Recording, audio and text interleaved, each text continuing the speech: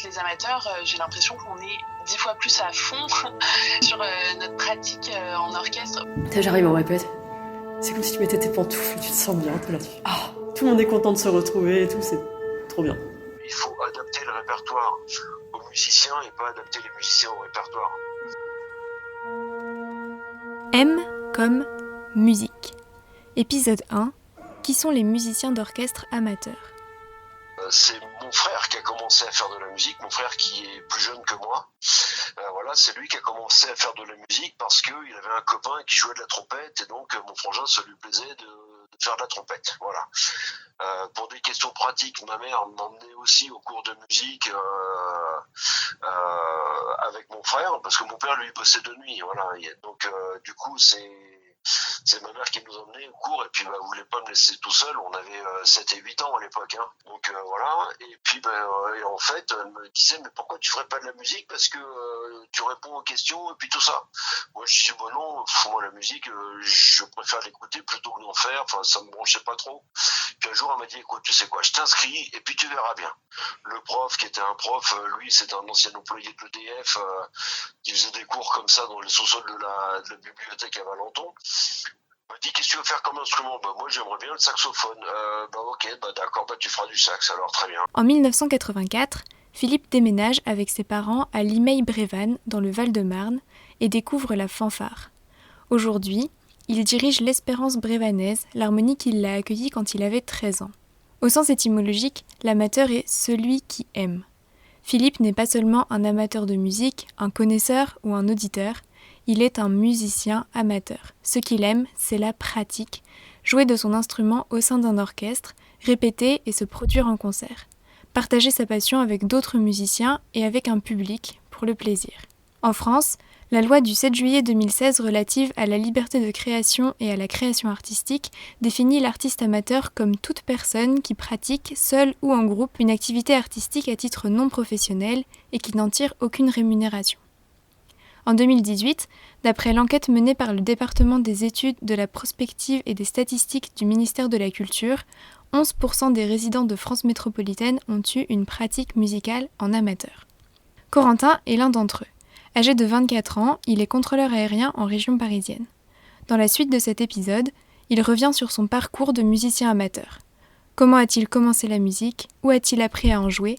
Et quelle place occupe aujourd'hui la pratique collective dans sa vie ?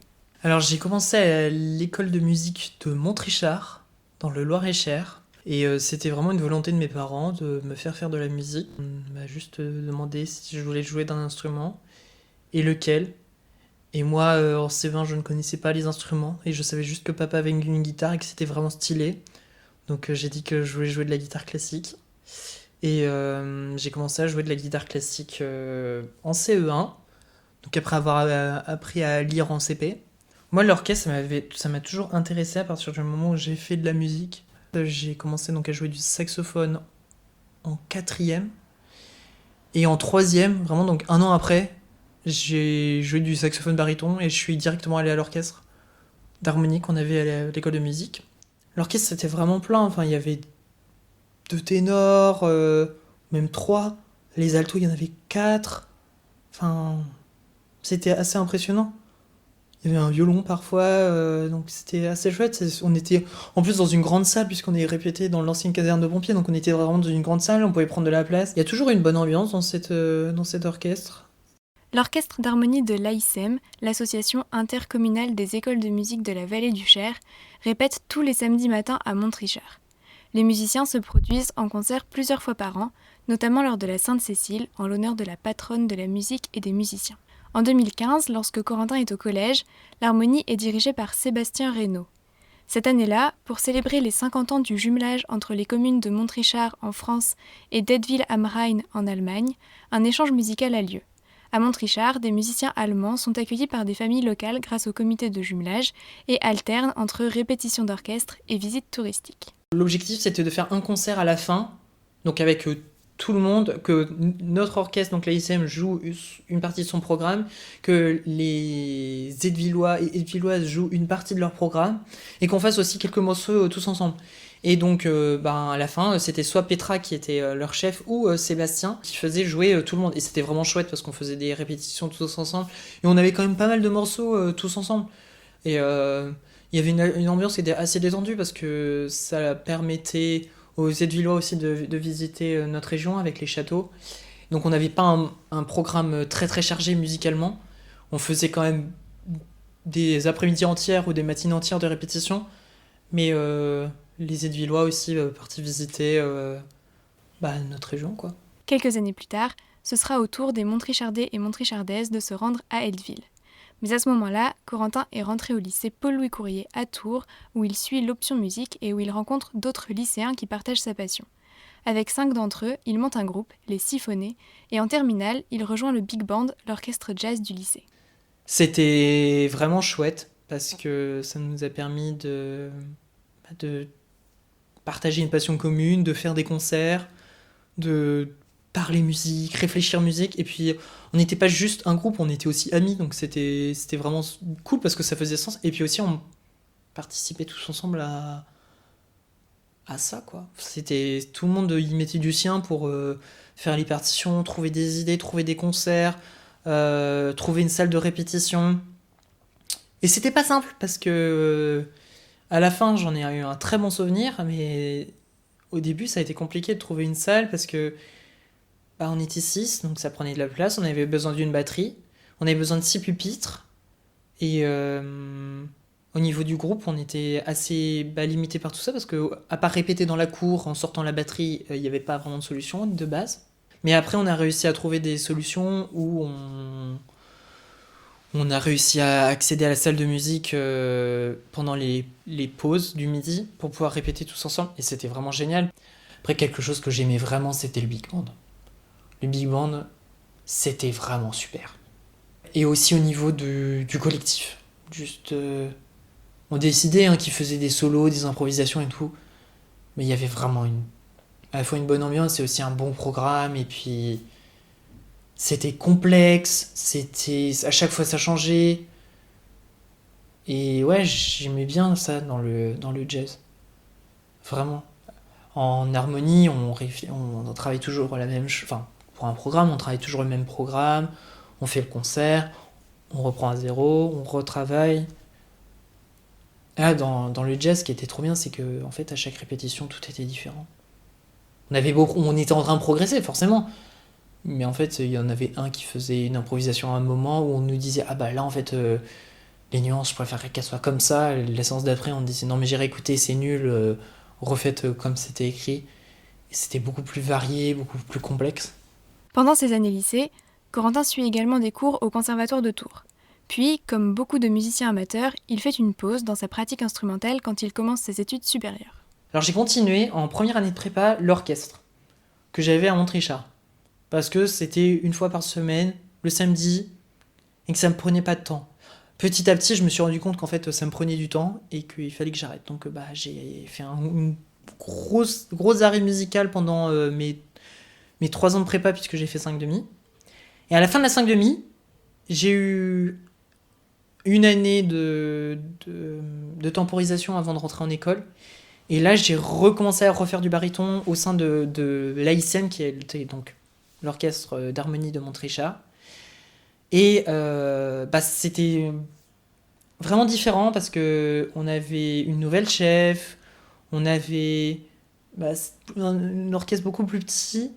Et c'était plus intéressant d'un point de vue musical de recommencer avec un petit orchestre, sachant que j'avais pas fait de saxophone pendant 3 ans, que de repartir directement dans un gros truc, comme j'ai pu le faire par la suite avec l'orchestre à Toulouse ou maintenant à Paris. Donc ça m'a pris un petit peu de temps de reprendre mes bases. Mais un truc qui était trop bien, c'est que j'ai commencé la direction d'orchestre. Et ça, c'était incroyable parce que du coup, j'ai pu participer à une petite formation. Et ils étaient assez motivés quand même pour que me laisser ma chance. Et c'était du total freelance. J'ai vraiment découvert... j'ai découvert la direction grâce à ça, mais aussi grâce au conservatoire. Parce que dans l'orchestre dans lequel j'étais au conservatoire, il y avait notre chef était aussi professeur de classe d'orchestre. Et une fois par an, il venait nous diriger sur un morceau qu'on avait travaillé. Et le fameux morceau que nous, on avait travaillé avec mon orchestre, moi, je me suis dit que je voulais bien le travailler aussi avec l'orchestre de Montrichard, sachant qu'on avait la partition et que le travail de prédéchiffrage avait été fait avec Lidwin, qui était la chef à l'époque. Et c'était hyper intéressant parce que c'est un truc qui est complètement différent par rapport au côté musicien, en fait. Parce que moi, j'ai fait du coup deux postes, si on peut dire comme ça, enfin même 3 postes dans un orchestre. Voire 4, parce que je joue aussi du ténor au conservatoire.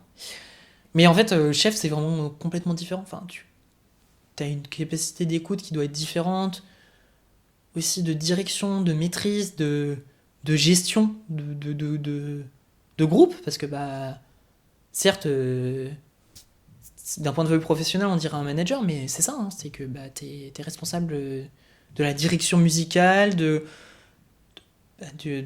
fait qu'on te respecte. Et ça, c'est un truc qu'on voit plus ou moins dans les orchestres, c'est qu'un chef, c'est quand même quelqu'un qui est assez, pas strict, mais qui doit montrer que c'est lui qui gère le truc. Voilà, donc pendant cette année, après l'arrêt, j'ai réussi à faire de la direction d'orchestre et de pouvoir présenter 2 morceaux en concert. Donc c'était 2 morceaux qui étaient quand même assez demandants, c'était La La Land et Bohemian Rhapsody. Donc c'était chouette. Puis j'ai découvert la pratique d'orchestre, donc j'étais devant ma glace à diriger le miroir. C'était vraiment chouette. En 2023, Corentin déménage à Toulouse pour poursuivre ses études et intègre un nouvel orchestre pour continuer à avoir une pratique collective. Travailler tout seul, c'est vraiment quelque chose que j'aime moins, que j'aimais bien quand je faisais de la guitare vraiment en école de musique. Mais maintenant, je trouve ça moins intéressant et moins stimulant que la pratique orchestrale, où c'est vraiment quelque chose qui revient toutes les semaines, qui est un peu un fil rouge, où en plus on fait des concerts, et on a un truc qui est beaucoup plus grand que juste travailler tout seul dans sa chambre. Et donc quand je suis arrivé à Toulouse, après mon année de temporisation, j'ai rejoint l'orchestre de Quinte France Griffe, qui est dirigé par David Vinetti, qui est clarinette solo à l'Orchestre National du Capitole. Donc c'était vraiment chouette, j'ai appris énormément de choses grâce à lui, pas en termes de direction, parce que j'ai pas fait de direction dans cet orchestre-là, mais en termes de musique, d'écoute, et c'était incroyable parce que on a fait 2 concerts dans la Halle au Grain, qui est vraiment l'endroit où l'Orchestre National du Capitole fait ses concerts et répète. Donc c'était impressionnant. Et par contre, dans cet orchestre-là, je jouais du saxophone alto. On était 6 altos, on était 70 dans l'orchestre, et là, il y avait vraiment une dynamique de pupitre, où on était vraiment tous les saxophones. Il y avait en plus de ça 4 ténors, 2 barytons, donc il y avait vraiment une bonne ambiance. En 2025, arrivé à Paris depuis quelques mois, Corentin a ressorti son saxophone baryton et poursuit son parcours de musicien d'orchestre amateur à l'Harmonie des Deux Rives, une harmonie parisienne historique plus que centenaire qui perpétue, sous la direction d'Anthony Ropp et de Michael Delay, une tradition de concerts gratuits accessible à tous les publics. Là, avec l'Orchestre des Deux Rives, on a joué un programme sur les cheveux. Donc c'était vraiment très éclectique. Il y avait Le Barbier de Séville, La Chèvre de Vladimir Cosma, c'était vraiment Mario Bros, enfin, beaucoup de choses très variées, et ça m'a très bien plu. Là, je sais qu'on va faire un programme médiéval que j'ai écouté. Ça va être aussi quelque chose de différent, mais j'aime bien ce côté-là. Comme Corentin, de nombreux musiciens amateurs sont passés par plusieurs orchestres, certains restant fidèles, comme Philippe, à celui dans lequel ils ont découvert la musique d'ensemble. Selon l'orchestre dans lequel il ou elle joue, chaque instrumentiste s'y retrouve plus ou moins, socialement et musicalement, en fonction des liens qui se créent avec les autres musiciens, de l'ambiance qui s'instaure avec les chefs. Au plaisir de pratiquer son instrument et de progresser musicalement s'ajoute celui de faire des rencontres et, au fil des répétitions, de retrouver des personnes devenues proches. Choisir sa famille musicale, ce sera le thème du prochain épisode. M comme musique est un podcast écrit et réalisé par Savannah Guillon. Il est hébergé sur Audioblog.